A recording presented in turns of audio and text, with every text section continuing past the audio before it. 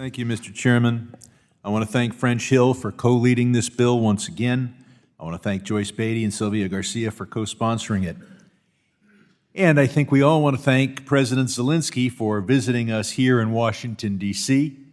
and demonstrating how important it is that we sanction Russia as long as it continues its war against Ukraine.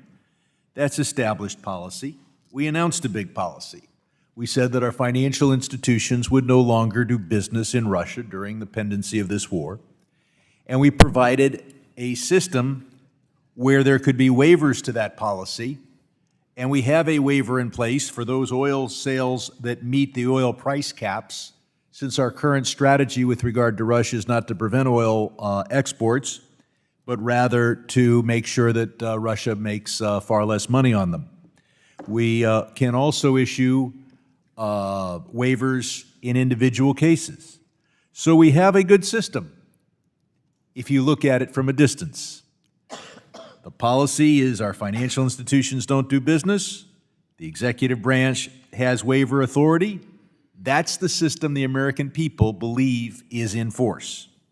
But there's a hidden loophole, and that is that our sanctions don't apply to the subsidiaries of U.S. banks.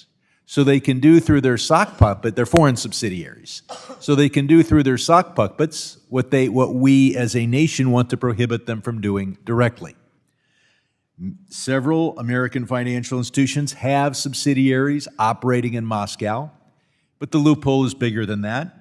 They can conduct business through their subsidiaries in Rio de Janeiro or Hong Kong or London or wherever. So obviously, if we want a real sanctions regime, we need to plug this loophole. And that's why Congress, the House of Representatives last year, and this committee passed this bill overwhelmingly. This bill passed 418 to 2. Then it was included in the 2023 NDAA through an amendment. In both cases, the Senate decided to prevent this from happening and to leave the loophole in place, because that means that the big banks can still make money while the people of the United States can be told that we have sanctions in place. We need to pass this bill, and we need to put some pressure on the Senate to actually let it become law. Until then, our financial services sanctions on Russia have a very significant loophole, while the American people think that we actually have those sanctions in place. There is, I want to make it plain, those particular services that are consistent with American policy, whether it be oil exports subject to the oil price cap or whether it be grain exports, could continue.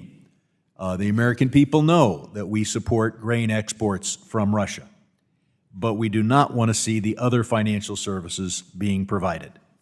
So while we welcome Zelensky and we talk about how important it is, how we turn to the American taxpayer and spend tens of billions of their dollars, we can also turn to the biggest financial institutions, or a few of the biggest financial institutions in this country, and say they also have to do their part by actually stopping doing business with Russia and, of course, Belarus, its sock puppet as well.